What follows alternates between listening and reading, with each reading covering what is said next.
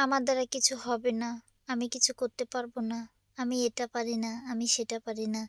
এইসব চিন্তা যদি আপনার মধ্যে থেকে থাকে তাহলে আজকে আমার কথাটি শুনে যান। আপনি পারেন না এমন কোনো কাজ নাই। যদি আপনি মন থেকে ভালোবেসে কোনো কাজ করেন তাহলে সেটা অবশ্যই পারফেক্ট হবে। সেটা আজ হোক বা কাল হোক।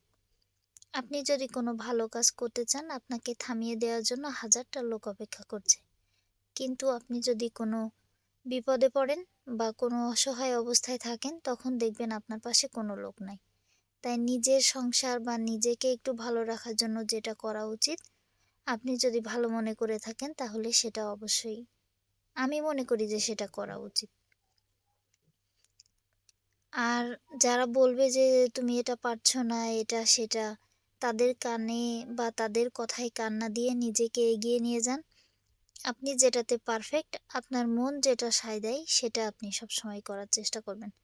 তাহলে কি হবে? সেই কাজটা ভালোবেসে করতে পারবেন।